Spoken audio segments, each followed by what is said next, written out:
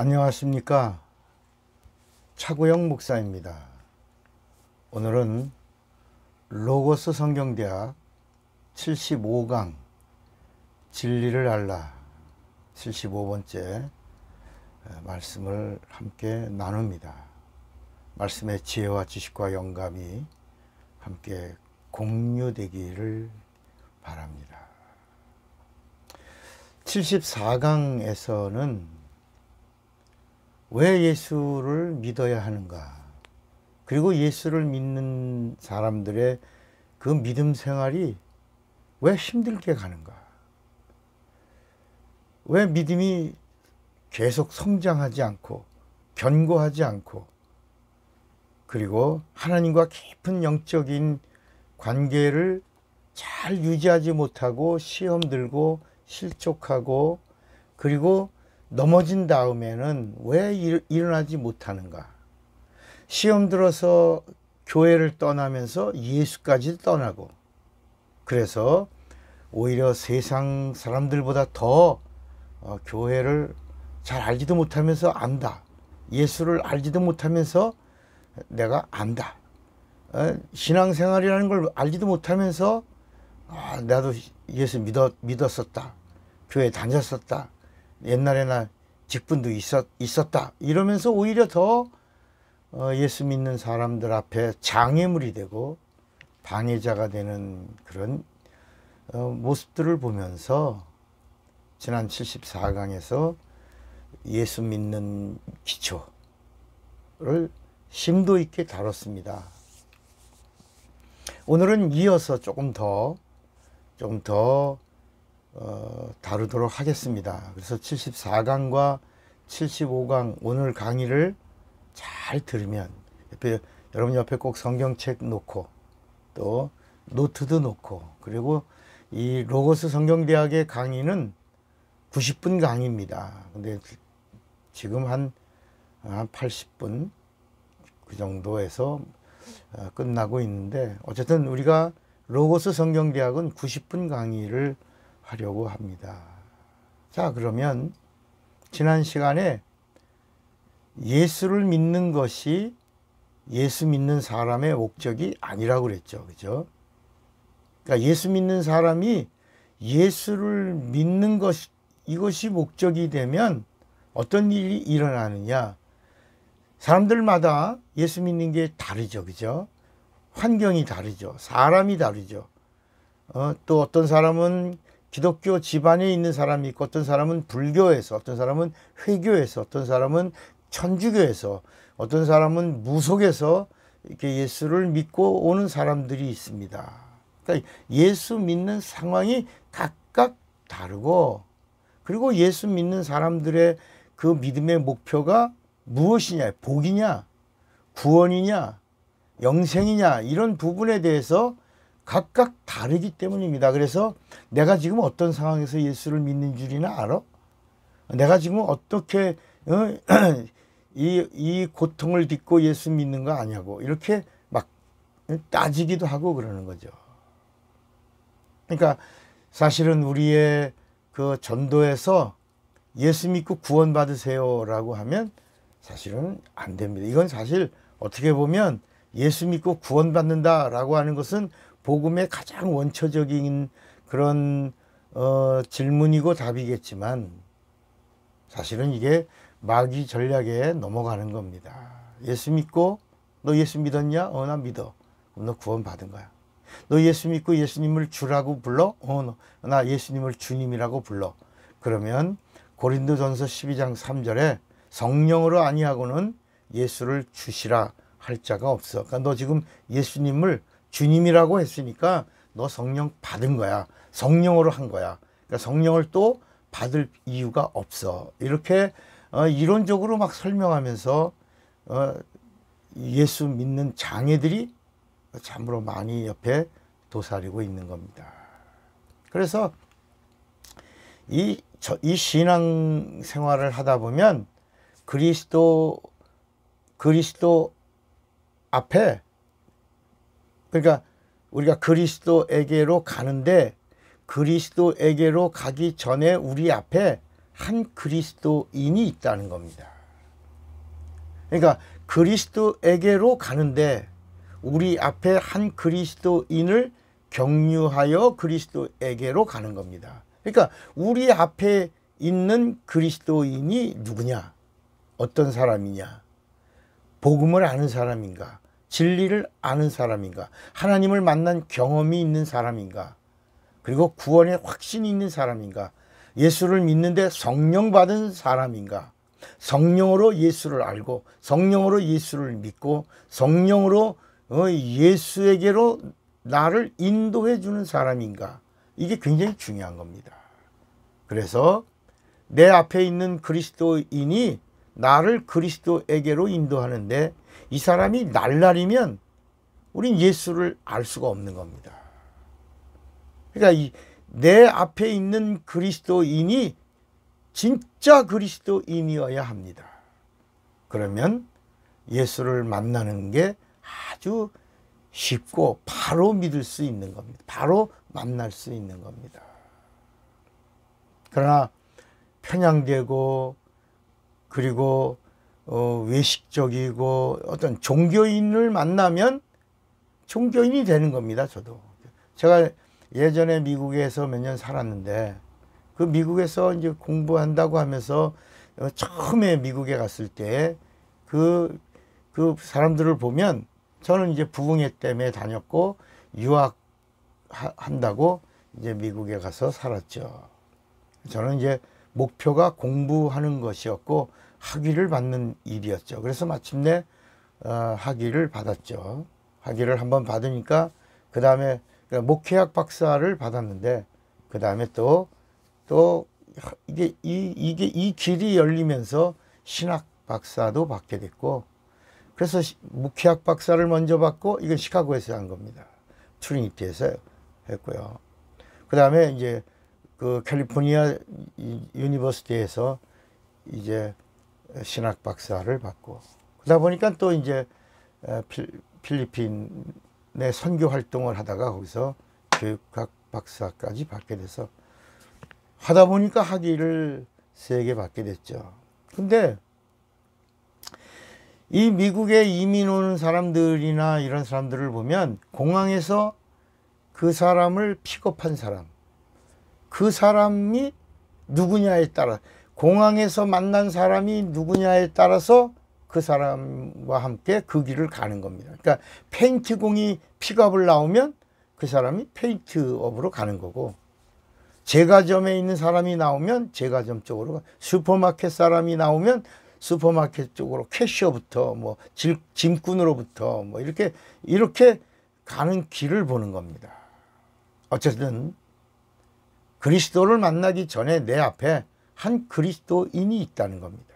진짜 그리스도인이면 우리는 참 그리스도인이 될 수 있고 날라리를 만나거나 종교인을 만나거나 외식하는 자를 만나거나 그런 사람을 만나면 우리의 신앙생활이 고달퍼지는 겁니다. 그러니까 예수를 믿는 자의 목표는 땅에 있는 일이 아닙니다. 예수 믿는 게 목표가 아닙니다. 예수 믿는 이유가 바로 그 목표, 꼴이 영생입니다. 영생. 그러니까 이 세상의 일은 다양합니다. 환경이 각각 다릅니다. 우겨쌈이 있어요. 고난이 있어요. 슬픔이 있어요. 눈물이 있어요. 탄식이 있어요. 절망이 있어요. 그런 가운데에서도 구원이 목표가 아니라 영생이 목표입니다. 그래서 예수님이 요한복음 3장 16절에도 하나님이 세상을 이처럼 사랑하사 독생자를 주셨으니 이는 저를 믿는 자마다 멸망치 않고 뭐라 그랬죠? 영생. 그래서 이 요한복음을 읽으면 하나님의 의도를 바로 알 수 있습니다. 예수 믿는 이유도 바로 알 수 있습니다. 구원과 영생입니다. 그러니까 예수 믿고 구원받았다라고 하니까 그 말은 사람들 생각에 예수 믿고 구원받았다? 이 말은 예수 믿으면 천국 간다라는 게 되죠. 예수 천당. 그러니까 나 이제 예수 믿고 구원받았다? 나 천국 간다. 그러니까 이제는 할 게 없는 목표를 다 이룬 겁니다. 그러니까 이제는 감투싸움 하는 거고 교회 정치가 들어오고, 그리고 교회에서 직분이 마치 하늘나라의 직분인 것 같아서 직분을 안 주면 교인들을 몰고 다른 교회로 가서 나 교인들을 몇 명 데리고 가니까 나 장로시켜 주셔. 뭐 이런 것들을 제가 또 목회하면서 몇 번을 봤어요. 제가 목회 지금 43년째인데 그런 일을 몇 번 봤습니다. 저는 지금도 교회를 두 군데를 하고 있습니다. 서울교회와 서울생명교회와 구리생명교회를 함께 하고 있죠. 물론 감리교단에서는 은퇴했지만 이제 카이캄 독립교단에 소속해서 교회를 이제 교회 담임자로 두 군데를 섬기고 있습니다. 육체는 한마디로 말하면 고난입니다. 그러니까 육체가 있다라는 말은 고난이 필수다는 겁니다. 고난을 피할 수가 없습니다. 그래서 예수를 잘 믿는 자는 반드시 고난을 받아야 되고 그 고난과 겸하여 100배의 복도 받고 영생도 얻는다라고 예수님이 직접 말씀하신 겁니다. 육체는 뭐라고 그랬죠? 고난을 피할 수 있다고요? 없다고요? 없어요. 하나님의 아들이라도 육신을 입으시니 그가 고난을 받으셨습니다. 그러나 예수님이 육신을 입고 받으신 고난은 우리 인간이 육체가 있어서 받는 고난과 다르죠. 예수님의 받으시는 고난은 영광이라고 그랬습니다. 영광. 예수님의 오심이 영광이고 예수님의 공생애가 영광이고 예수님의 고난이 영광이고 예수님의 침뱉음과 모욕과 그리고 채찍에 맞으심도 영광이고 예수님의 십자가에서 죽으심도 영광이고 부활도 영광이고 승천도 영광입니다. 그래서 사실은 우리 기독교인들이 예수를 믿으면 예수 믿는 사람들은 고난주간을 지키면 안 되는 겁니다. 고난에 참여하라고 그랬나? 고난을 지키라고 그러지 않으시고 나를 온전히 믿으라 하셨습니다. 왜냐하면 예수님의 고난이 하나님의 고난인데 이것은 하나님의 영광이라고 성경이 말씀. 요한복음 7장에 보면 예수께서 아직 영광을 받지 못하신 고로, 그러니까 예수님의 죽으심이 영광이라는 겁니다. 성령이 아직 저희 가운데 계시지 아니하시더라 이렇게 말씀합니다. 그래서 예수님의 고난 받으심을 향하여 울고 있는 자들, 여인들이 막 따라오면서 슬피 우니까 예수님 뭐라 그러십니까? 예루살렘의 딸들아, 왜 나를 위하여 우냐? 왜 나를 향하여 우냐? 나를 위하여 울지 말고 너와 내 자녀들의 영혼, 그 불쌍한 영혼, 그 영혼의 구원과 영생을 위하여 울라. 이렇게 말씀하신 겁니다. 그러니까 우리 인간의 육체가 있어서 당하는 고난과 예수 그리스도의 육체, 말씀이 육신이 되어 이 땅에 오셔서 육신으로 당한 고난은 같다 다르다. 다르다. 예수님의 고난은 뭐다? 영광이다. 우리 인간의 육체는 정욕으로 받는 고난이다 이겁니다. 그래서 성경에도 단 한 그런 사람이 나옵니다. 육체를 가진 사람 중에 지상에서 제일 가장 큰 고난을 받은 사람, 단 한 사람이 있다는 겁니다. 그가 누구라고요? 욥입니다. 욥. 성경에 나오는 한 사람, 대표의 모델로 나온 사람이 욥입니다. 욥기 1장 1절에 보면 우스 땅에 욥이라고 하는 사람이 있다는 거예요. 그 사람은 순전하고 정직하고 하나님을 경외하며 악에서 떠난 사람입니다. 그리고 그 사람에게 소생이 있는 자녀들이 있는데 남자가 7이고 여자가 3입니다. 10명이죠, 10명. 그리고 이 욥의 소유가 얼마나 엄청났냐면 양이 7천이에요. 나귀가 3천이에요. 소가 500결입니다. 500결이라고 하는 말은 한 쌍, 500쌍입니다. 그러니까 1000마리에 1000마리. 암나귀가 500이요. 종도 수백 명입니다. 이 성경은 뭐라고 그러냐? 이 사람은 동방 사람들 중에 재벌이다 이렇게 말씀합니다. 이게 욥기 1장 3절에 나옵니다. 그런데 이제 하나님이 이 세상을 이렇게 둘러보시면서 욥으로 흡족해 하셨는데 마귀가 이제 슬슬 작업을 걸죠. 까닭없이 하나님을 잘 섬깁니까?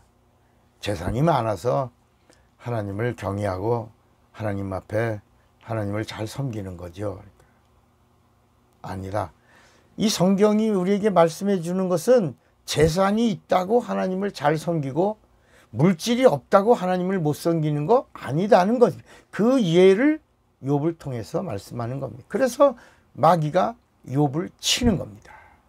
하나님이 치신 게 아닙니다. 마귀, 세상 임금인 마귀가 치는 거예요.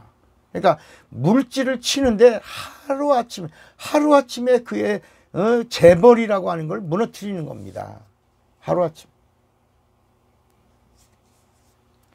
욥기 1장에 이 욥기 1장에 한 방에 다 무너진 거예요. 하루아침에 자녀들 10명이 태풍이 불어.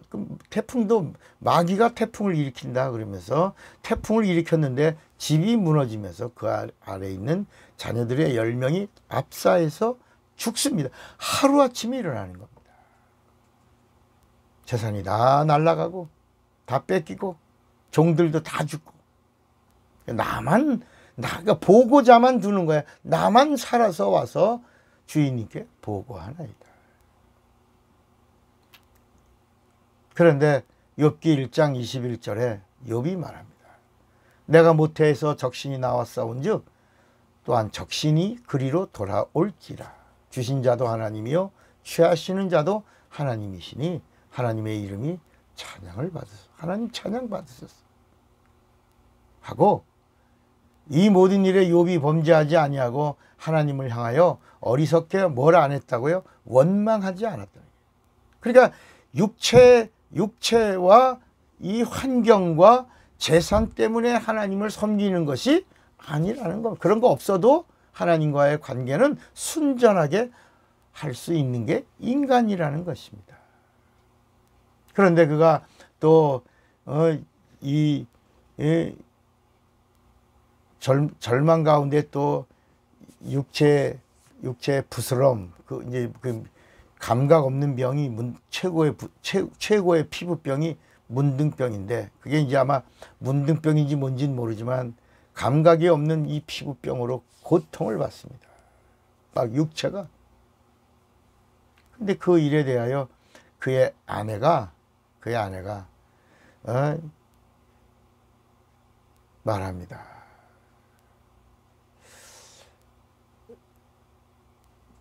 그럼 부인이 저주하죠. 당신이 그래도 자기 순전을 지키며 하나님을 그냥 욕하고 저주하고 죽어버리라, 뒤지라고 이제 이렇게 말합니다.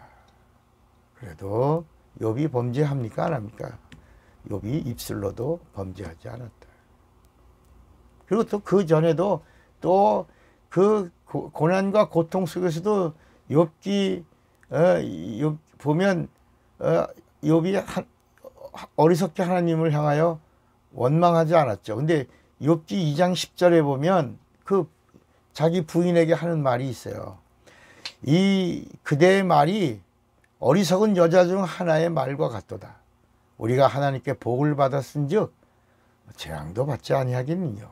이 모든 일에 욥이 입술로 범죄하지 아니하니라 그랬습니다. 여러분 이제 수정하십시오. 예수 믿는 목표가 뭐라고요? 구원이 아니고 예수 믿는 게 목표가 아니고 예수를 믿는 자의 최종 목표는 하늘나라 영생입니다. 그러니까 이 땅에서는 어떤 일이 있을 수 있어요. 고난이나 환난이나 핍박이나 위험이나 칼이나 적신이나 기품이나 높음이나 그 어떤 것이라도 내 영혼에 임한 이 영생, 내 영혼에 임한 성령의 내주하심, 그리고 사랑, 하나님의 사랑, 이건 끊을 수가 없는 거다. 내 영혼에 모신 하나님의 진리는 이건 뺏길 수 없다. 끝까지 유지하고 영생을 얻는다. 여러분 이런 확신에 거해서 정한 마음을 가지고 하나님께 나가되 끝까지 가는 자가 되시기를 바랍니다. 그 다음에 아주 중요한 것이 하나가 더 있는데, 우리가 반복해서 지금 말하고 있는 겁니다. 반복해서 말씀을 드리고 있는데, 그게 바로 뭐냐면 믿음이라는 겁니다. 믿음. 한번 따라해 보세요. 믿음. 여러분, 이게 그냥 제가 교회 가면 쓰잖아요. 믿음. 예수 믿으면 쓰잖아요. 믿음. 성령 받으면 쓰잖아요. 믿음. 직분 받으면 쓰잖아요. 믿음. 근데 이 믿음이라는 단어를 정말 알고 쓰냐. 그러니까 이 믿음에 대해서 이 믿음이라는 용어, 이 말을 비교 용어로 쓰면 안 된다는 겁니다. 뭐라고요? 비교 용어로. 그러니까 아우, 저 사람 믿음이 귀해. 여러분, 이런 말을 쓰면 안 됩니다. 이 믿음이 귀해라고 하는 말은 귀하지 않은 믿음이 있다는 거거든. 비교하는 겁니다. 누구보다 귀해. 또 저 사람 믿음이 좋아. 좋다는 말은 믿음이 나쁘다는 사람이 있는 거야. 누구보다 믿음이 좋아. 비교 용어입니다. 비교 용어. 그런데 구원 못 받을 수 있는 거야. 이 사람 누구보다 믿음이 좋은데 구원 못 받는 사람일 수도 있다는 거예요. 영생 얻지 못하는 믿음을 가진 자가 있다는 겁니다. 예를 들면 어떤 학생이 전교에서 1등을 6년 동안 빼앗기지 않고 전교에서 1등을 해. 중학교 때부터 1등, 고등학교 때도 1등. 몇 년 동안 1등을 했다고요? 시험만 보면 그 전교 1등이에요. 전교 1등. 그런데 이 친구가 대학교 떨어졌어요. 서울 근교에, 서울대학은 고사하고, 연세대학 고려대 고사하고, 서울 근교에, 서울 주변에 있는 대학 떨어졌어요. 왜 떨어졌나 그랬더니 전교생이 3명이야. 3명. 그 전교생 3명 가운데 몇 등이라고요? 1등이야. 그 전교에서는 1등인데 대학은 못 갔다. 그러니까 여러분, 이 믿음이라는 성경의 단어에는 믿음이 있냐 없냐, 그것만 있는, 믿음이 있냐 없냐, 또 하나, 믿음이 크냐 작냐. 그래서 예수님도 믿음을 보시고 있다는 거예요. 있는 믿음을 보신 거예요. 하나님에게 발견되는 믿음을 하나님께 공개한 겁니다. 그래서 요한일서 5장 12절에도 아들이 있는 자에게는 생명이 있고 하나님의 아들이 없는 자에게는 생명이 없느니라 그랬습니다. 믿음이 있냐? 있으면 구원이에요. 믿음이 없냐? 없으면 심판이고 멸망이에요. 믿음이 크냐? 큰 역사를 이루는 겁니다. 믿음이 작냐? 그래서 믿음이 적은 자는 어떤 사람이냐? 믿음과 의심을 공존하고 있는 사람입니다. 믿음과 의심을 공존하고 있으면 큰 역사를 이룰 수가 없는 거예요. 그러니까 겨자씨만한 믿음이 겨자씨 작은데 왜 그 큰 믿음이냐? 그 겨자씨만한 작은 믿음이지만 거기 뭐가 없다? 의심이 없다. 의심이 없는 믿음은 작아도 하나님의 관심을 끌고 하나님으로 일하시게 한다. 하나님의 도움을 적극적으로 받는다. 산을 움직인다. 산이 움직인다. 하나님이 일하신다는 거예요. 그러니까 산이라고 하는 어떤 문제도 하나님이 개입하시니 그게 장애가 아닙니다. 문제가 아닙니다. 왜? 해답이 있으니까. 하나님이 역사하시니 문제가 아니라는 겁니다. 자, 그러면 성경에 어디에 믿음이라는 단어가 나올까요?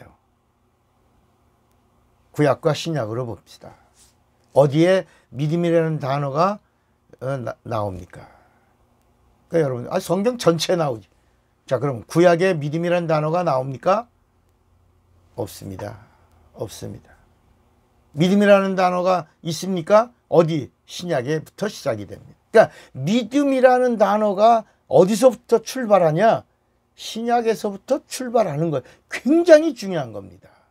여러분 아브라함이 믿으니라, 이삭이 믿으니라, 야곱이 믿으니라, 뭐 다윗이 믿으니라, 뭐 엘리야가 믿으니라, 사무엘이 그 믿음이 아니라 믿음의 그림자인 순종. 구약에서 표현된 믿음이라는 단어는 순종이라는 단어입니다. 만약에 구약의 믿음이라는 단어가 정말 있다면 믿음은 구원이에요. 구원은 영생이고. 그죠? 그러면 구약서부터 믿음이 시작됐으면 구약부터 구원이 시작되고 영생이 시작된 겁니다. 그런데 구약에 구원이 있습니까? 없습니까? 없죠. 율법에는 구원이 없는 거예요. 율법은 정죄하는 법입니다. 그래서 로마서 3장 20절에도 율법으로는 죄를 깨달음이라. 그러니까 우리에게 하나님이 예수의 피로 은혜를 주셔도 죄에서 은혜를 주셨다는 사실을 알려주신 겁니다. 무엇으로? 율법으로. 그래서 율법으로 죄를 알게 하고 예수의 피로 죄에서 구원하신 하나님의 은혜를 믿게 하신 거예요. 자, 그러면 구약에 전혀 그러면 구약의 믿음이라는 구원받는 믿음이라는 단어가 없습니까? 또 있습니다. 아까는 없다고 그러더니 금방은 또 없다고 있는데 한 절이 있습니다. 한 절. 그 한 절이 어디 있어요? 바로 하박국 2장 4절에 있습니다. 하박국 2장 4절에 보면 단 하나, 이게 구루터기의 말씀입니다. 앞으로 이 구루터기를 근거로 해서 신약의 믿음이 싹이 나고 믿음이 꽃을 피고 믿음이 열매를 맺을 것에 대한 이제 그 구루터기의 말씀입니다. 하박국 2장 4절. 보라, 그의 마음은 교만하며 그의 속에서 정직하지 못하니라. 그러나 의인은 믿음으로 말미암아 살리라. 의인은 믿음으로 말미암아 살리라. 그 안에 그 의인이 믿음으로 산다라고 할 때 그 믿음이 is true. 처음으로 신약에서 사용되는 믿음이라는 단어가 여기 한 구절이 있는 겁니다. 그래서 갈라디아서 3장 11절에 보면 또 하나님 앞에서 아무나 율법으로 말미암아 의롭게 되지 못할 것이 분명하니, 율법으로는 아무도 의롭게 되거나 구원을 받을 자가 없죠. 그런데 이는 의인이 믿음으로 말미암아 살리라 하였습니다. 이게 하박국서의 한 절, 2장 4절에 이 한 절을 근거로 해서 이제 예수가 오시면 이 구약에 나오던 이 그림자의 이 믿음이라는 이 단어가 이제 생명 있는 믿음이 되어 구원이 시작되고 영생이 시작되고 회개가 시작되고 은혜가 시작된다. 이런 말씀입니다. 이게 로마서 1장 17절에도 복음에는 하나님의 의가 나타나서 믿음으로 믿음에 이르게 하나니 기록된 바, 이게 하박국서의 말씀이에요. 오직 의인은 믿음으로 말미암아 살리라 함과 같으니라 그랬습니다. 자, 그럼 또 하나 우리가 궁금한 거 있습니다. 우리 예수 믿고 교회 다니고 직분 얻고 신앙생활 10년, 20년, 30년 이렇게 한 사람들의 입에서 가장 많이 나오는 단어 중에 하나가 뭡니까? 믿습니다. 그죠? 예전에 제가 산기도를 많이 했습니다. 거기서 나오는 단어가 뭐라고요? 믿습니다. 또 하나가 뭐죠? 주시옵소서. 믿습니다. 주시옵소서. 또 그 각 사이에 있는 단어 중에 하나가 뭐냐면 능력입니다. 능력을 주세요. 능력 주세요. 능력 주세요. 응답 주세요. 근데 성경에 믿습니다라는 단어가 나옵니까? 안 나옵니까? 신기하게요. 성경 66권 중에 믿습니다라는 단어가 없습니다. 전혀 나오지 않아요. 하나님과의 관계는 믿습니다 하는 관계가 아닙니다. 여러분, 자기 집에 들어가면서 믿습니다. 내가 내 집으로 들어갈 줄로 믿습니다 하고 들어가는 사람이 있습니까? 밥을 먹으면서 이 반찬이, 이 국이 내 입으로 들어갈 줄로 믿습니다 하고 먹는 사람이 어디 있습니까? 그래서 성경은 믿습니다라는 단어가 나오지 않는 겁니다. 아예 그런 말씀조차가 없는데 마가복음 9장에 이 그 귀신 들린 부모의 그 입에서 한 단어가 나옵니다. 마가복음 9장에 뭐라냐면 내가 믿나이다. 거기 하나 나와요. 내가 믿나이다. 예수님 앞에서 있는 그 부모가 자식의 귀신 들림으로 인하여 괴로워하고 고민하고 막 고통받다가 예수님의 제자들에게 쫓아달라고 그랬는데 못 쫓아. 예수님에게 왔어. 그러면서 믿습니다.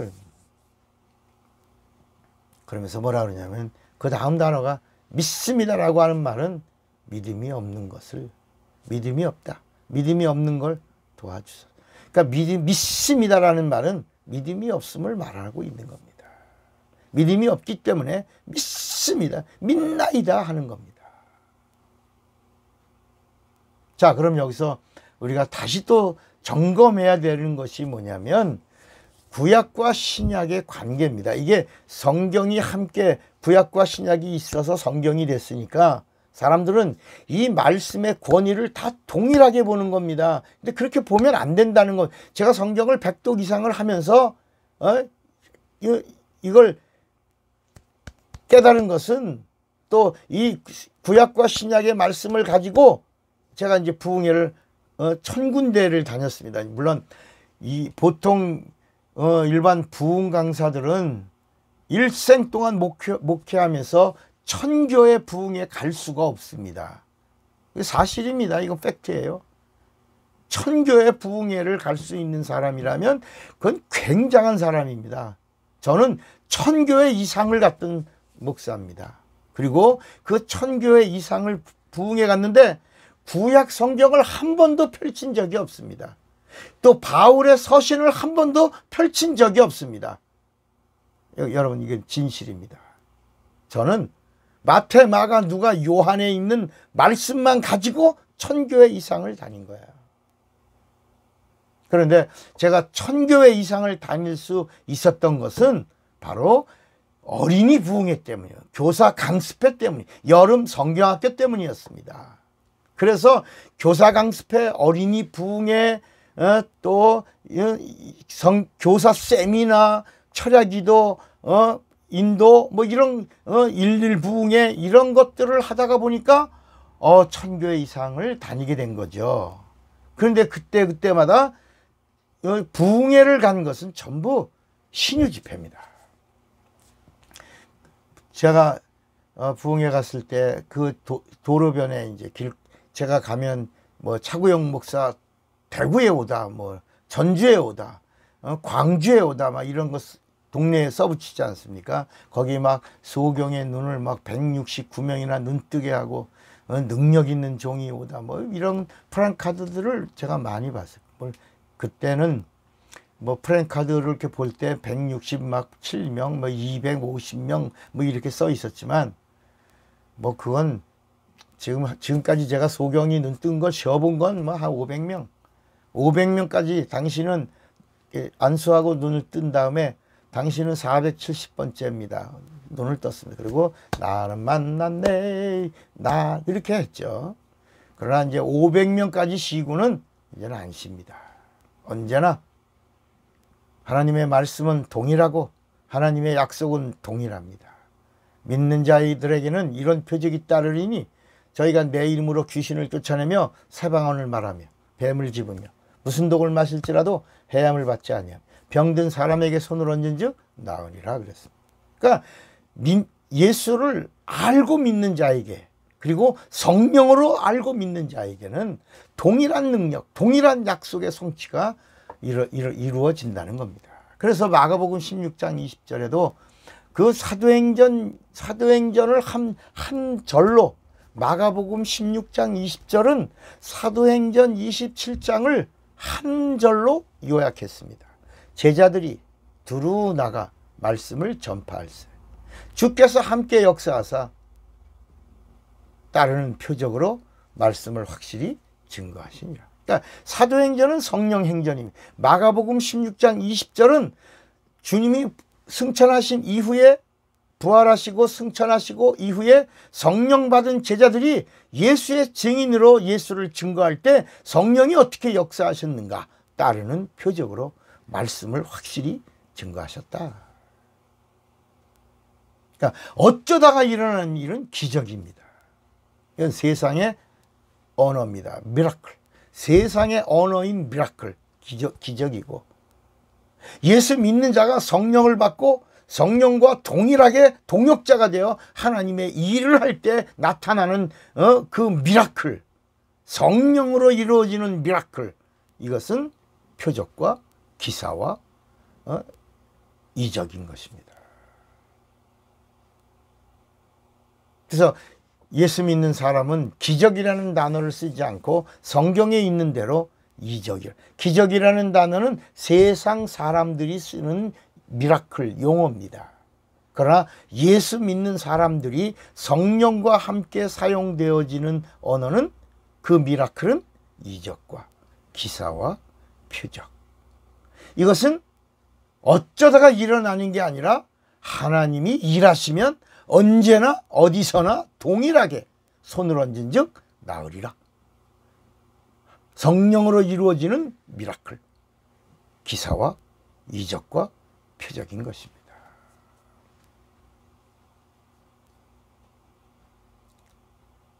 그러니까 여기서 우리가 다시 구약과 신약의 관계, 이 말씀의 관계, 그러니까 구약에 있는 말씀은 말씀이지만 참 말씀이 아니고 순리의 말씀이고,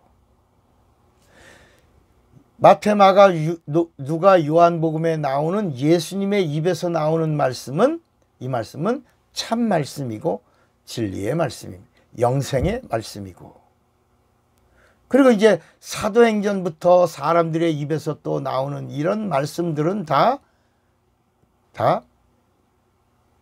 복음이 아니고 진리가 아니고 편지입니다. 편지, 글, 서, 성경, 전서, 서. 여러분, 오늘 제가 이제 부흥회 갔을 때 바울의 편지를 단 한 번도 꺼내지 않아요. 제가 1000교회를 다니면서 말씀의 텍스트를, 바울의 본문, 편지를 가지고 설교를 한 적이 없습니다. 부흥회 가서 단 한 번도 구약의 창세기나 출애굽기나 아니면 신약의 로마서나 디모데전서나 이런 말씀을 근거로 말씀을 선포한 적이 없습니다. 그랬더니 오직 복음서에 있는 예수님의 입에서 나온 그 말씀만을 텍스트로 정하고, 그리고 예수를 더 알게 하려고 하고 증거하려고 하니까 성령이 후원해 주신 겁니다. 지지해 주신 겁니다. 함께 해 주신 겁니다.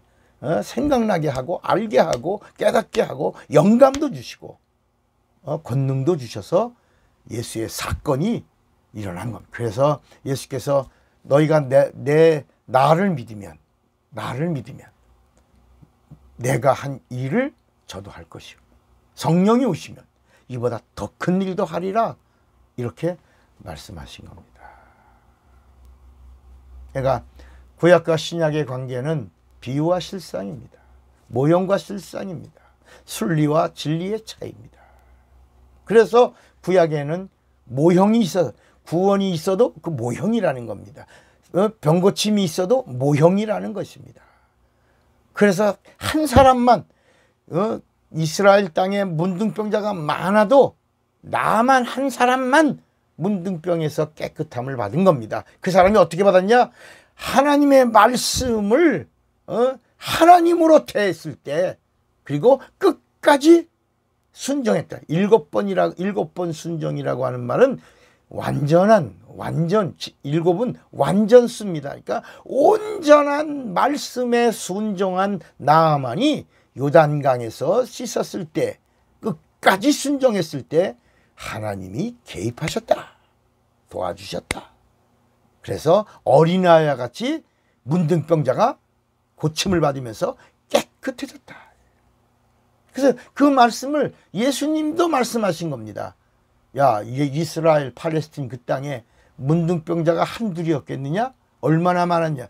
그런데 선택받은 이스라엘 백성에는 한 명도 문둥병에서 고침받은 사람이 없고, 단 한 사람, 아랍 사람 나만 군대 장관 그 사람이 말씀에 순종하고 고침을 받지 않았냐? 그러니까요, 사람들이 돌을 들어서 예수님을 죽이려고 했던 그런 장면도 나오는 것입니다. 자, 구약과 신약. 앞으로 여러분들이 구약을 가까이 하겠습니까? 신약을 가까이 하겠습니까? 구약을 읽겠습니까? 신약을 읽겠습니까? 읽지 말라는 얘기 아닙니다. 한번 읽으세요. 그러나 신약은 자꾸 읽으세요. 자주 읽으세요. 열심히 읽으세요. 반복해서 읽으세요. 또 신약에서도 바울의 편지로 가겠습니까? 복음서로 가겠습니까? 여러분, 복음서로 오시기 바랍니다. 중요합니다. 왜? 구원이 거기 있거든요. 진리가 거기 있거든요. 예수가 거기 계시거든요. 말씀이 거기 있거든요. 진리가 거기 있어요. 거기 있어요. 그러니까 구약에는 기도도 없는 것. 기도는 0입니다. 기도가 구약에는 있다 없다? 없다는 겁니다. 또 여러분들은 구약에 기도가 있는데, 모세가 기도했는데, 사무엘이 기도했는데, 엘리야가 여러분, 그 사람만 기도한 겁니다. 스페셜입니다. 선택받은. 그러니까 이스라엘 백성이 170만 명 가까이 나왔어요. 할례 받은 사람은 다 아브라함의 자손이 된 겁니다. 그 할례가 아브라함 자손의 표입니다. 흑인이라도 할례를 받으면 아브라함의 자손으로 나온 거예요. 그래서 70명이 갔는데 430년 만에 170만 명 가까이가 된 거예요. 아브라함의 자손이에요. 그래서 지금도 그들은 할례를 베푸는 겁니다. 아브라함의 자손의 표예요. 이게 이스라엘 백성의 표고 구별의 표입니다. 그런데 거기서 그 많은 사람들이 170만 가까운 사람들이 움직였는데 단 한 사람만 기도하지 않습니까? 모델입니다. 모델. 비유입니다. 모세만 하나님 살려주세요. 하나님 도와주세요. 모세만. 그래서 사무엘이 그런 고백을 하지 않습니까? 나는 기도하는 자로 스페셜 선택을 받았다. 그래서 내가 기도하지 않는 죄를 범하지 않기 위하여 기도하는 사람으로 살겠다. 이게 사무엘의 고백 아닙니까? 엘리야만 갈멜산에서 그 바알과 아세라 선지자와 싸운 사람은 단 한 사람, 엘리야만 싸우는 거야. 엘리야만 기도하는 거야. 엘리야만 응답받는 거예요.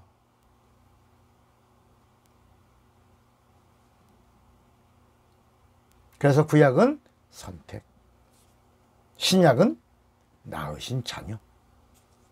그래서 선택받은 자는 백성, 종의 영. 낳으신 자녀는 양자의 영, 아들의 영. 이렇게 성경이 말씀하고 있는 거예요. 여러분, 기도는 누구에게 합니까? 감사, 우리가 추수감사절에도 드렸는데 감사 누구한테 합니까? 하나님 앞에 하죠. 근데 하나님도 많다예요. 세상 사람들이 섬기는 하나님이 있고 구약 사람들이 섬기는 여호와가 있어요. 근데 여러분, 세상 사람들의 하나님은 샤머니즘이죠. 이건 토템입니다. 토템. 나무나 뭐 돌이나 어떤 형상이나 이런 걸 만들어 놓고 하나님이다, 신이다. 샤머니즘을 가지고 있는 그 인간이 만든 하나님이고, 구약은 이스라엘의 하나님입니다. 천사입니다. 여호와. 최고의 하나님의 이름을 기업으로 받은 천사 여호와입니다. 그 여호와가 누구냐?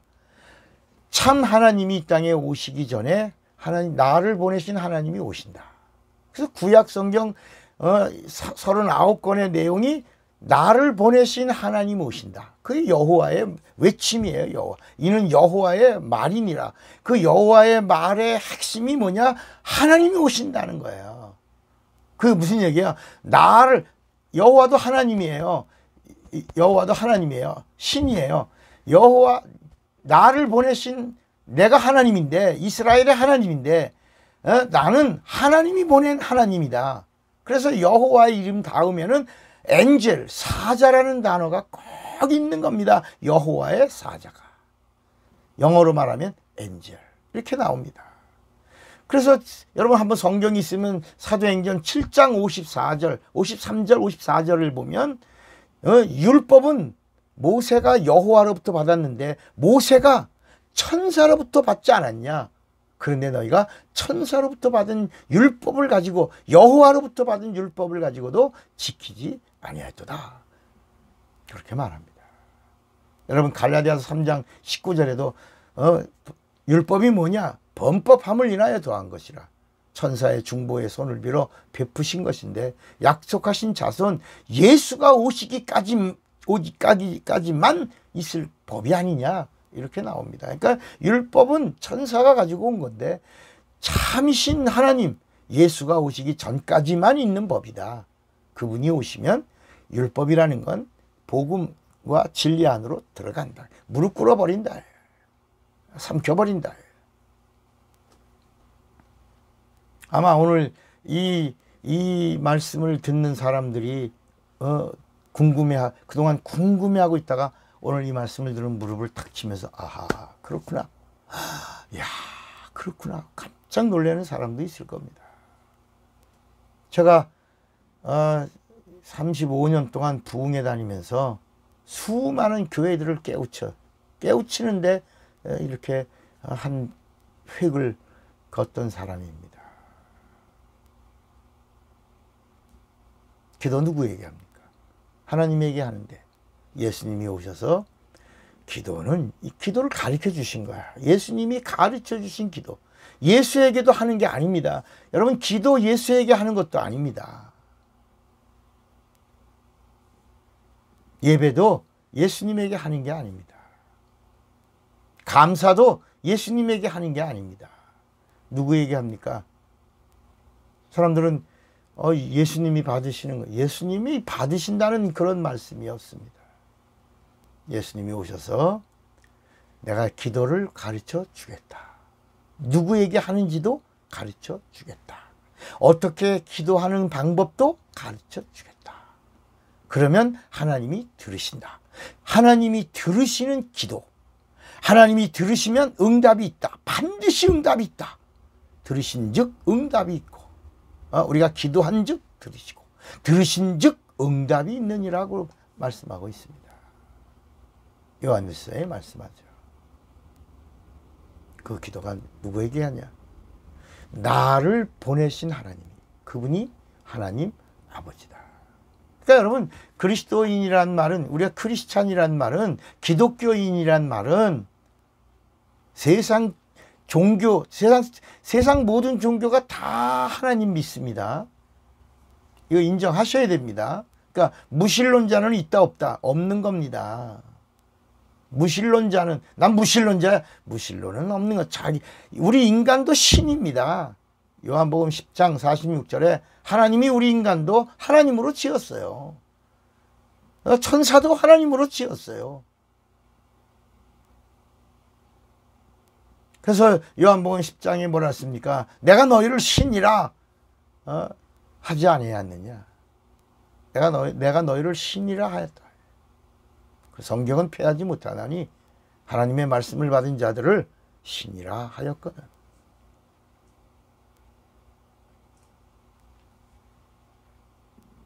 여러분, 그러니까 예수님이 오셔서 이제 기도는 예수님에게 하는 거 아닙니다. 예수를 보내신 하나님 아버지,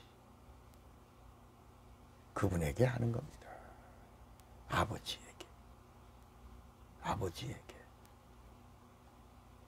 그러니까 하나님을 향하여 아버지라고 할 수 있어요. 세상 사람들도 하나님 아버지 할 수 있고, 이스라엘 사람들도 여호와 아버지, 구약에도 한두 구절 나오죠. 여호와 아버지. 그들이 여호와가 아버지인 줄 알았지. 그래서 구약에는 나으리 주여 하나님 전능자여 창조주여 구세주여, 구약에는 막 하나님을 향하여 부른. 그래서 예수님도 주여 하는 자가 천국 가는 거 아니고 아버지의 뜻대로, 아버지의 뜻은 예수를 통하여 우리에게 하나님의 뜻을 나타내신 겁니다. 그러니까 예수를 의지하여, 예수의 공로를 의지하여 예수의 이름을 부르는 자에게 천국을 주시겠다 하신 겁니다. 그래서 마태복음 16장에 가이사라 빌립보에서 예수의 이름이 천국에 들어가는 마스터 키라예요. 열쇠라, 열쇠. 천국의 열쇠를 내게 주겠다. 천국의 열쇠는 예수의 이름이다. 그러니까 여러분, 기도 누구에게 한다고요? 하나님 아버지, 예수를 보내신 아버지. 그러니까 우리 기독교가 세상의 모든 종교와 다른 거. 그러니까 이스라엘은 유대교입니다. 우리 기독교는 유대교와 전혀 다릅니다. 유일신을 믿지만 우리 기독교와 유대인들이 믿는 유대교와는 전혀 다른 겁니다. 아직도 사람들이 이스라엘 동경하죠. 이스라엘, 우리가 이스라엘 백성이 돼야 된다고. 이스라엘의 회복 이런 단어들을 모르니까 막 하는 거야. 여러분, 우리 기독교는 예수를 보내신 하나님을 믿는 겁니다. 여러분, 유대교가 예수를 보내신, 예수도 안 믿는데 무슨 예수를 보내신 하나님을 믿어요. 그래서 그들은 죄에서 하나님을 모른 죄, 회개하고 예수를 믿는 겁니다. 그리고 예수 믿고 성령을 받는 거고요. 우리는 죄를 모르니까 우리는 은혜를 받고 회개하고 성령을 받는 거야.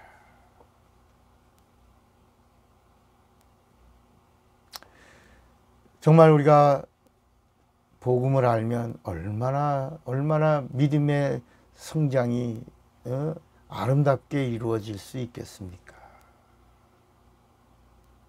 그래서 기도는 누구에게 한다고요? Our Heavenly Father.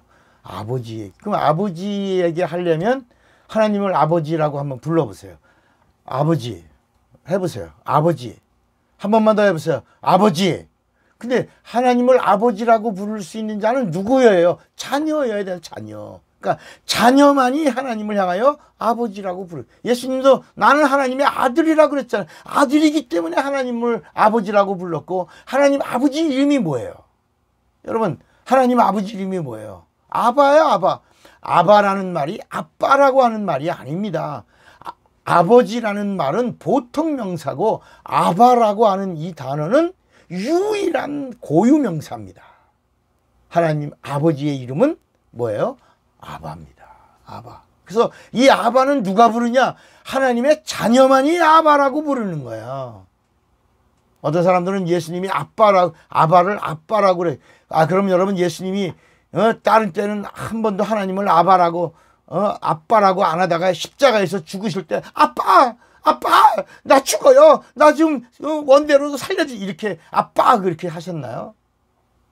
아바라는 말이 아빠라는 단어가 아니고 유일하신 하나님 아버지의 이름입니다. 그 이름이 뭐라고요? 아바. 그래서 이것은 이제 우리도 하나님의 자녀가 되었다는 사실을 성령을 받아서 보증을 받으면 성령으로만 하나님을 향하여 아바, 아버지라고 부르짖을 수 있다고 로마서 8장 26절에 말씀하고 있는 거야. 그러니까 하나님의 자녀가 돼야 돼. 그 하나님의 자녀가 되려면 어떻게 됩니까? 거듭나야 됩니다. 거듭난다고 하니까 또 어떻게 거듭나는 거야? 또 보통 우리가 이제까지 알고 있는 게 성령 받아야 거듭난다. 성령으로 거듭나야 해요. 거듭나지 않으면 안 돼. 성령 받아야 성령. 성령은 거듭나는 분이 아니다. 여러분, 성경 어디에도 성령이 거듭나게 한다고 그랬습니까? 성령은 거듭난 사실을 보증해주고 거듭났다고 하는 사실을 인쳐주시는 분이 그런 진리의 영이라고 말씀했죠. 그러니까 요한복음 3장 3절에 니고데모와의 대화 속에서 예수님이 거듭남의 비밀을 말씀합니다. 사람이 물과 성령으로 거듭나지 아니하면 하나님 나라를 볼 수 없느니라. 이게 3절 말씀. 그리고 다시 내가 이렇게 40대가 넘은 나이가 어른인데 다시 어머니 뱃속에 들어갔다 나오는 게 거듭남입니까? 이렇게 물으니까 예수님이 다시 물과 성령으로 거듭나지 아니하면 하나님 나라에 들어갈 수 없느니라. 육으로 난 것은 육이요 영으로 난 것은 영이다. 여러분, 그러니까 물로 거듭나는 겁니다. 거듭나려면 죽어야죠. 물로 죽는 겁니다. 그리고 물에서 나올 때 다시 연합하여 예수와 연합하여 사는 거예요. 이게 침례예요. 침례가 거듭남의 비밀입니다. 침례가. 그러면 이제 우리가 조금 따라 이제 아직 지금 이게 무슨 말씀이야? 충격받을 수도 있겠고 막 그런데, 그러니까 물과 성령으로 거듭나지 아니하면, 이 말을 예전에는 제가 교회 다닐 때 사람의 몸의 75%가 물입니다. 무슨 우리는 물로 태어납니다. 그러나 한 번 더 태어나야 합니다. 성령으로 태어나야 합니다. 믿습니까? 이렇게 부흥 강사들이 가르쳤고, 저도 청년 시절엔 그게 맞는 줄 알고 아멘 그랬죠. 근데 예수님이 하신 참 말씀을 제가 이제 성령 받고 이 복음을 증거하다가 보니까 이게 물 침례로 거듭나고 성령으로 거듭남을 보증받고, 그래야 성령, 하늘나라는 영계니까 영계는 영이 되지 않으면 못 가니까 성령으로 거듭남의 보증을 얻은 자들이 천국에 갈 때는 신령한 몸을 입고 간다.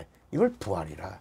첫 번째 부활하는 사람은 첫째 부활이고, 두 번째 부활하는 사람은 둘째 부활인데, 이 부활은 심판받고 심판으로 구원이 결정되고 천국에 들어간다. 구원 받냐 못 받냐를 아무나 막 가는 게 아니라 백보자의 심판대에서 한번 걸러서 들어간다. 그러나 성령 받은 사람은 걸르지 않는다. 이미 보증받았다. 이미 인침을 받았다.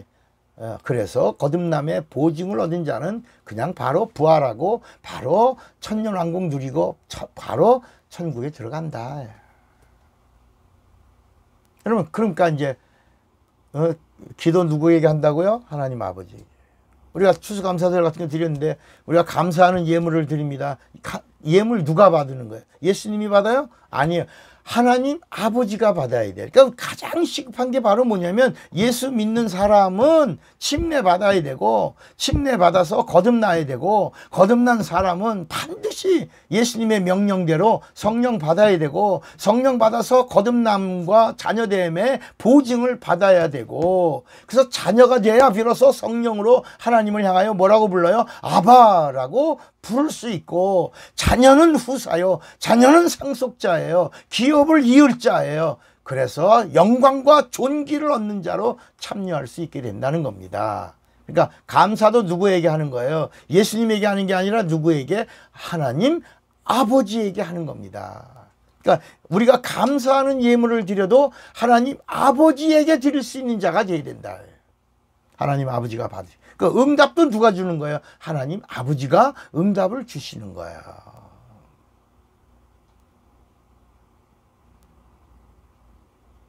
그러면 여러분, 감사 누구한테 드린다고요? 하나님 아버지에게 감사하는 예물을 드리는 거야. 그러니까 아버지에게 상달되는 감사하는 예물을 드리려면 뭐가 돼야 돼요? 자녀가. 예수 믿으면 신자예요. 그래서 우리가 신자와 성도라고 하잖아요. 그럼 신자는 뭐고 성도는 뭐예요? 크리스찬이 있고 리얼 크리스찬이 있잖아요. 이걸 설명해 주세요.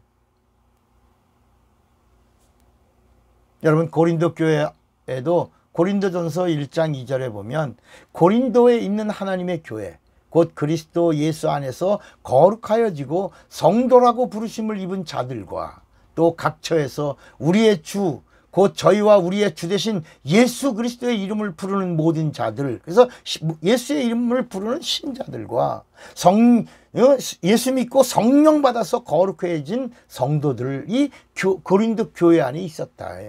그러니까 고린도 교회 안에 신자가 있고 성도가 있고 사도가 있었는데, 거기는 세 부류가 있었다.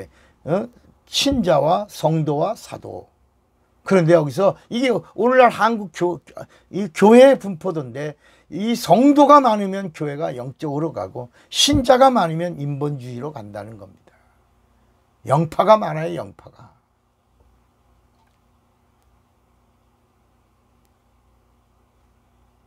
자, 그러면 구원은 누구에게 주시냐? 구원. 하나님의 선물이에요. 구원은 하나님의 선물. 행위로 주는 것이 아니라 믿음으로 얻는 구원이 선물이다. 자, 그러면 예수 믿으면 주시는가? 주시죠. 그런데 당신은 예수를 믿습니까? 제대로 믿습니까? 신자입니까? 성도입니까?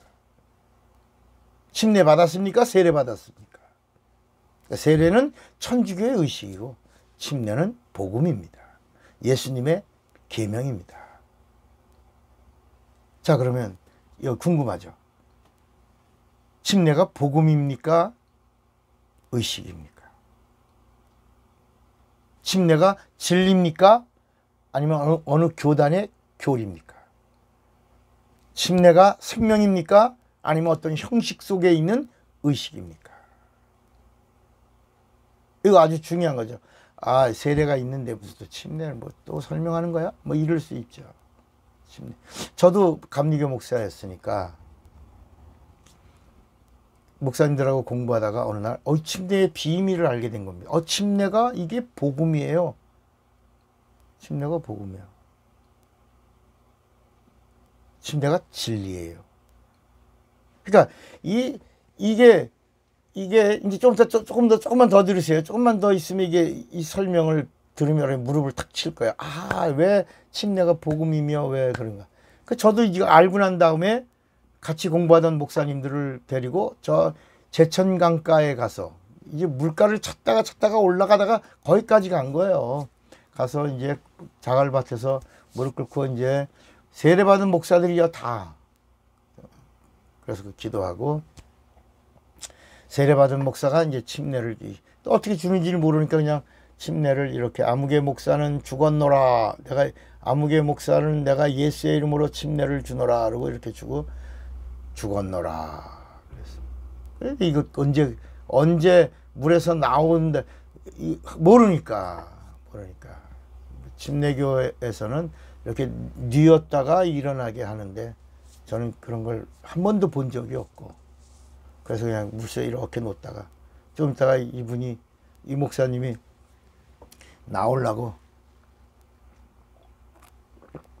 꿈틀꿈틀거려서 아 이제 끄집어낼 때가 됐구나 이렇게 했다가 나오니까 확 나오면서 그때 막 할렐루야 예수 그러면서 살았노라. 그렇게 해서 침례를 우리가 함께 받았어요. 그리고 시간이 지나면서 이 침례가 이게 형식 속에 있는 의식이 아니고 어느 교단의 교리가 아니고 사실 여러분 이게 침례교의 교리로 알고 있는 침례교인들이 얼마나 많은지 몰라요. 우리가 지금 이 공부하는 이 나오는 이 말씀은 침례교와 전혀 다릅니다. 침례교는 성령을 부인합니다. 참 이게 문제가 심각하죠. 물론 지금도 뭐 장로교나 이런 데는 방언도 못하게 하고 뭐 그러죠. 자, 우리 고린도전서 12장 13절에 보면 우리가 유대인이나 헬라인이나 종이나 자유자나 다 한 성령으로 침례를 받아 한 몸이 되었고 또 다 한 성령을 마시게 하셨느니라. 그러니까 침례를 받아서 한 몸이 되었다는 겁니다. 갈라디아서 3장 27절에 보면 누구든지 그리스도와 합하여 침례를 받은 자는 그리스도로 옷 입었다. 그러니까 여러분 이게 요한계시록에 흰 옷을 입은 그 세마포를 입은 흰 옷을 입은 자들 착한 행실이라고 하는 이것이 바로 우리가 예수의 이름으로 받는 물침례를 말하는 겁니다. 그러니까 물침례와 성령 침례가 있어요. 이게 침례 요한이 내 뒤에 오시는 이는 물침례와 성령 침례를 주시는 분이다. 물과 성령으로 침례를 주신다. 그러니까 물침례로 거듭나고 성령 침례로 우리가 보증을 얻고 이렇게 말씀한 거죠. 여러분 에베소서 4장 5절에 보면 주도 하나요 믿음도 하나요 침례도 하나다. 그러니까 침례가 진리라는 거예요. 복음이라는 거예요. 또 히브리서 6장 2절에 보면 침례와 안수와 죽은 자의 부활과 영원한 심판에 관한 교훈의 터를 다시 닫지 말고 완전한 데 나아갈지니라 그랬어요. 여기 침례들과 그랬어요. 원래는 침례들과 안수들이라고 하죠. 안수와 죽은 자의 부활과 영원한 심판에 관한 교훈, 이게 복음이죠. 이게 진리죠. 그런데 침례에 대해서도 복음이요 진리라고, 침례들과 침례는 이제 회개하는 침례가 있고 죄사함을 받는 침례가 있고 성령으로 보증받는 침례가 있으니까 침례들과 안수와 죽은 자의 부활과 영원한 심판에 관한, 이건 복음이란 말이에요. 복음. 복음은 진리라는 말입니다. 베드로전서 3장 21절에 보면 이 침례가 바로 뭐냐? 침례는 바로 너희를 구원하는 표니 침례라. 침례가 구원의 표입니다. 침례 받았냐? 구원의 표가 있다는 겁니다. 제 얘기가 아니고 베드로전서 3장 21절 말씀이에요. 구원하는 표가 세례가 아니고 침례라 그랬어요. 자, 그러면 다시 침례가 왜 복음이냐 말이에요. 복음. 침례가 왜 진리냐는 말이에요. 그러면 이제 우리가 그럼 진리가 뭐냐, 진리가. 빌라도가 그럼 진리가 무엇이냐 그랬어요. 여러분, 예수를 믿는 사람들의 입에서 나오는 질문 가운데 가장 큰 질문이 뭐냐? 진리가 무엇이냐? 이 진리를 알면 구원을 얻고 진리를 알면 영생을 얻는 거예요. 요한복음 17장 3절에도 영생은 곧 유일하신 참 하나님과 그의 보내신 자 예수 그리스도를 아는 것이다. 그럼 영생이다. 영생. 요한일서 5장 20절에도 예수가 누구냐? 예수는 참 하나님이요 영생이다. 영생. 예수가 영생이다. 그러니까 자, 그럼 진리가 되려면 세 가지가 이루어져야 진리입니다. 그걸 진리라고 그래요. 학문이 진리, 과학이 진리 이런 게 아닙니다. 진리가 되려면 첫째, 변함이 없어야 돼요. 변하지 않아야 됩니다. 그러니까 만류인력 진리가 아니죠. 다 중력을 따라 떨어지는데 달나라에 가면 중력이 없으니까 안 떨어지죠. 그래서 진리가 아닙니다. 만류인력, 과학, 학문, 진리가 아닙니다. 변하니까. 그 다음에 두 번째는 forever입니다. 영원해야 합니다. 영원해야 진리입니다. 영원하지 않는 것은 진리가 될 수 없습니다. 세 번째는 이 세상에는 진리가 있다 없다? 없습니다. 그러니까 이 세상에 없어야 진리입니다. 이 세상에 없는 것이 진리입니다. 그러니까 변하지 않아야 되고 영원해야 되고 이 세상에 없는, 그걸 이루는 분이 하나님 한 분밖에 없다. 유일하신 한 분, 그분이 진리다. 그런데 예수님이 오셔서 나도 진리가 아니다 그랬어요. 예수님이 나도 진리, 물론 나중에는 내가 진리다, 내가 길이다, 내가 생명이다, 이렇게 나로 말미암지 않고는 아버지께로 올 자가 없느니라 그랬죠. 근데 예수님이 처음에는 나도 진리가 아니다. 내가 나를 증거하면 진리가 참이란 말이 진리거든요. 내가 나를 증거하면 진리가 아니다. 참이 아니다. 그러나 나를 증거하는 이가 따로 있으니 나를 보내신 아버지가 나를 증거할 것이요.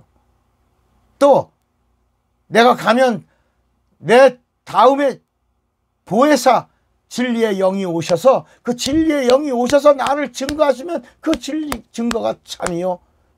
그때 내가 증거하는 증거도 참이다. 참이란 말이 진리다. 그러니까 하나님 아버지, 성부와 성자와 성령이 함께 증거한다면 진리다. 그러니까 여러분, 구약의 말씀은 천사가 증거하는 말씀이지만 성부와 성자와 성령이 증거하지 않으니까 구약의 말씀은, 율법은 천사가 전한 말씀들은 모든 39권의 창세기부터 말라기까지 말씀은 진리다, 진리가 아니다. 진리가 아니다. 왜? 성부와 성자와 성령이 증거해 주시지 않는 말씀이기 때문에 광야에 외치는 자의 소리가 되는 것이다.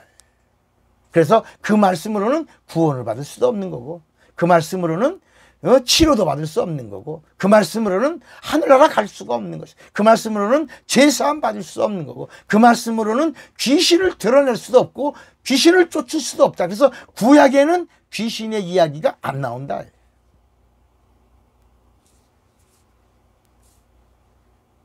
귀신을 쫓는 이야기도 안 나온다. 병을 고치는 이야기도 특별한 거 하나만 나오지 안 나온다. 그러니까 진리가 되려면 뭐라고요? 아버지가 증거하고 아들이 증거하고 성령이 증거해야 진리예요. 그러니까 침례가 왜 진리냐? 아버지와 아들과 성령의 이름으로 침례를 주니까 진리요. 진리이기 때문에 복음이라는 거예요. 이해가 되시겠습니까? 자꾸 침례교 목사인가? 여러분, 저는 어느 교단의 목사가 아닙니다.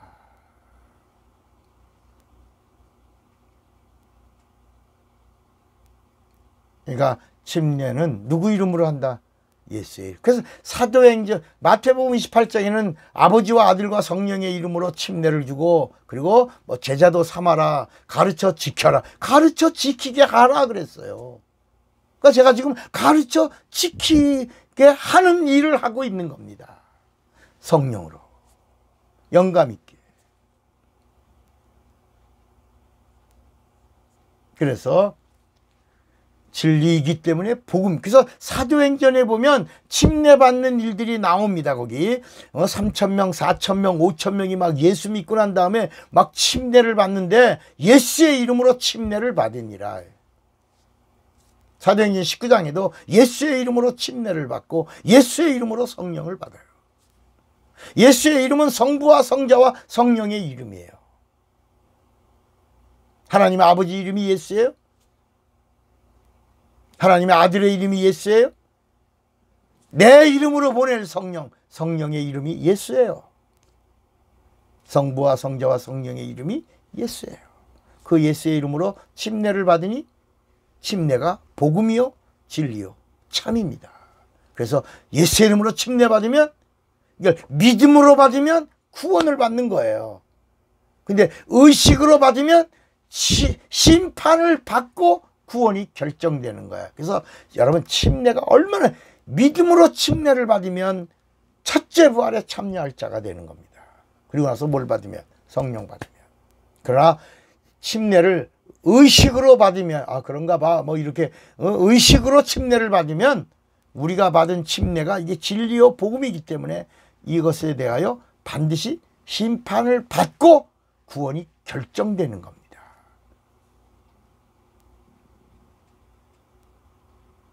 자, 그러면 왜 성령이 진리예요? 성령도 왜 진리의 영이냐 말이에요. 에?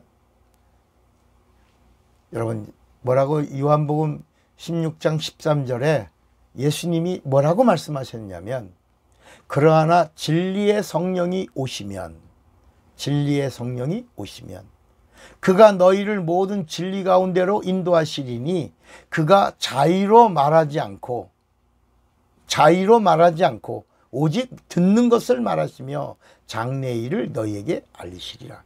여러분, 이 장래일을 너희에게 알리라 그러니까 이게 예언기도 그런 건 줄 알죠? 인간의 미래를 예언하는 예언기도가, 아 여기 성령의 예언이 그건가 보다 라고 하는데, 성령은 예수만 증거하는 분이에요. 예수만 보존하고 예수의 일을 성공시키도록 예수를 알게 하고 예수를 믿게 하고 예수에게로 인도하시는 진리의 영이에요. 사람하고 상관없어요. 그래서 예언 기도해 주는 게 아니라 예수님의 장래, 예수님의 죽으심, 예수님의 부활, 예수님의 승천, 예수님의 다시 오심, 그 장래일, 마지막 하나 남았잖아요. 재림을 알게 해 주리라. 왜 또 그럼 예수님의 입에서 나온 말씀이 왜 진리냐? 예수님이 뭐라 하냐면 나는 내가 하는 말은 내 자의로 하는 말이 아니요 나를 보내신 아버지께서 나의 말할 것과 이룰 것을 친히 명령하여 주셨다. 나는 그대로 그의 말씀을 자의로 말하지 않고 그대로 그의 명령을 너에게 전하노라. 그래서 예수님의 입에서 나오는 말씀은 자의로 하신 말씀이 아니라 예수님을 보내신 하나님 아버지 아바가 주신 말씀이기 때문에 진리라. 진리라. 요한복음 17장 17절을 펴보세요. 요한복음 17장 17절에 진리는 아버지의 말씀이다. 아버지의 말씀은 진리니이다. 그러니까 예수님의 입에서 나온 말씀은 아버지 말씀이요 아버지의 말씀은 진리다. 그 아버지의 말씀이 육신을 입고 이 땅에 오셨으니 그분이 진리다. 그래서 독생자의 영광이요 은혜와 진리가 충만하더라. 진리다.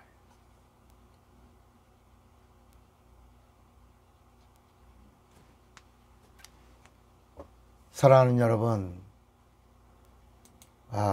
오늘 이 두 번째 강의에서도 우리가 예수를 알고 믿는다는 거, 이게 얼마나 복됩니까?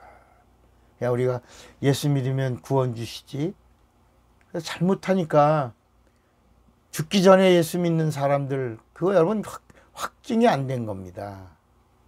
그냥 약식으로 또 세례 받는 거, 여러분 병원에 누워있는 사람에게 그럼 어떻게 침 내주냐? 어떻게 침 내주냐? 그래서 사도행전 19장에 침례받지 않은 사람들도 성령 침례를 먼저 받는 사람이 있는 겁니다. 그러니까 물 침례와 성령 침례가 있는데 성령 침례 받아도 먼저 받는 것도 하나님의 은혜다.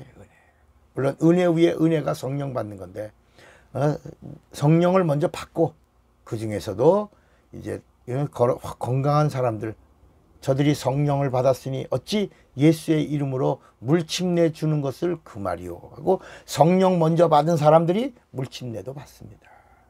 그러니까 여러분 정말 이 신앙생활이라고 하는 것은요 두 가지가 있어요. 두 가지. 예수 믿는 사람이죠. 신앙이란 예수를 믿는 것을 말합니다. 그러니까 예수를 믿을 때 그냥 예수 믿는 것이 아니고 갈망이 있어요. 갈망. 내 영혼에 내세를 준비해야 되겠다. 여러분 예수를 어떻게 믿으라고요? 살아야지. 내 영혼 살아야지. 오늘 여기까지 합시다. 창세기에 보면 가인과 아벨의 이야기가 나옵니다. 이게 salvation 스토리입니다. 구원의 이야기입니다. 구원 이야기. 가인의 이야기와 아벨의 이야기가 이게 구원의 이야기입니다. 구원의 이야기예요. 그런데 거기에 앞에 전제된 이야기가 갈망입니다. 갈망. 뭐라고요? 가인의 이야기와 아벨의 이야기. 그러니까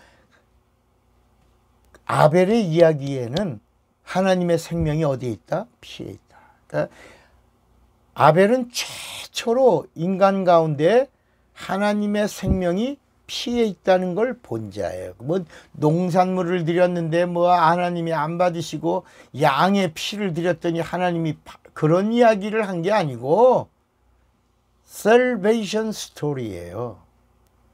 구원 이야기입니다. 하나님의 생명이 어디 있다? 피에 있다. 피가 묻어야 된다. 피를 마셔야 된다. 피를 믿어야 된다. 이 이야기가 예수의 피까지 전개되어 간 그 이야기가 아벨의 이야기예요. 아벨은 최초로 뭐라고? 피에 생명이 있다는 걸 본 자예요. 물론 그림자지만 본 자예요. 가인은 누구냐? 가인도 하나님께 제사를 드린 자예요. 가인은 뭐냐? 살려고 했다. 동생을 죽인 살인犯. 그러니까 이 세상의 인간은 다 살인자예요. 또 섭섭해 하셔도 어쩔 수 없어요. 예수님도 그랬어요. 예수님도 말씀하신 거예요. 인간은 다 살인자다. 왜냐? 살인자가 뭐냐? 가인이 동생을 미워해서 살인해. 그러니까 미움도 살인이다. 너 미워했지? 살인한 자다. 돌로 쳐라. 이렇게 예수님이 말씀한 거예요. 인간은 다 죄인이다. 나는 죄인을 구원하러 왔다. 그러니까 가인의 이야기도 구원 이야기예요. 뭐라고요? 살려고 하라는 거야. 살려고 하니까 인을 쳐주는 겁니다. 살려고 하는 자를 죽이면 7배 형벌로 갚으리라. 가인의 이야기도 뭐라고요? 살려고 하라. 살려고 하면 살려주리라. 그래서 가인이 사는 거예요. 살려고 하라. 아벨의 이야기를 통해서는 생명이 피에 있다. 피를 묻혀라. 피를 발라라. 피를 마셔라. 피의 흔적을 가져라. 이렇게. 피를 마셔라. 피의 사람이 되라. 그렇게 말씀하는 겁니다. 여러분, 오늘 우리가 정말 기초, 어디서 떨어졌는가 다시 일어나는 그 기초 부분을 새롭게 세우시기를 바랍니다. 오늘 이제 한 번 더 할 겁니다. 구원의 기초 1번 했고 오늘 2번 했어요. 여러분 한 번 더 들으세요. 또 들으세요. 또 들으시고 또 들으세요. 그래서 신앙의 기초 이제 그러니까 우리가 예배도 누구한테 드린다고요? 하나님 아버지. 자, 그러면 이제 또 한 가지 또 궁금했어요. 그럼 예수는 예수는 이름은 어떻게 하냐? 하나님 아버지가 들으시고 허락하시면 예수님을 내가 시행하리라. 그러니까 우리는 하나님 앞에 상달시키려고 하려니까 예수의 이름을 의지하여 예수의 공로로 아버지에게 나가는 겁니다. 그러니까 예수님이 성소와 지성소 사이에 그의 육체의 휘장으로 찢어놔서 예수 피 의지하고 예수 공로로 하나님 아버지에게 나가는 거예요. 그러니까 하나님 아버지에게 가려면 예수가 길이에요. 예수가 문이에요. 예수의 공로로 가는 거예요. 그러니까 이 세상에는 어느 것도 하나님 아버지에게 갈 수 있는 방법이 없어요. 하나님은 예수만 보시니까, 예수만 믿으니까, 예수만 찾으시니까, 예수만 사랑하시니까, 예수로만 기뻐하시니까 예수의 공로로 의지하여 기도하고 예수의 공로로 의지하여 예배하고 예수의 공로로 의지하여 감사하고 예수의 공로 의지하여 우리의 믿음을 드리는 거예요. 하나님 아버지가 알았다 하시면 게임 끝입니다. 하나님 아버지가 알았다 하시면 그 다음부터는 후히 주시고 눌러주시고 흔들어 주시고 풍성히 주시고 넘치도록 주시는데 합당치 않은 자의 것은 뺏어 주시고 그리고도 더 주시는데 아들로 인하여 더 주시는 거야. 아들이 내가 행하리라, 내가 시행하리라, 내가 함께하리라, 내가 도와주리라. 이제는 아들이 허락받음으로 따라 넘치도록 예수님의 시행하신 그 일을 우리는 믿음으로 기대하는 겁니다. 여러분, 하나님을 기대하는 자가 되시기를 바랍니다. 오늘 이 강의가 여러분의 영혼을 살리는 축복의 말씀이 되시기를 예수의 이름으로 축원합니다. 기도합시다.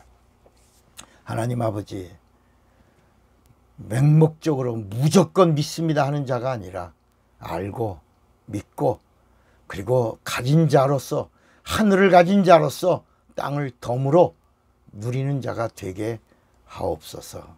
예수님의 이름으로 기도합니다. 아멘. 사랑하고 축복합니다. 차구영 목사입니다.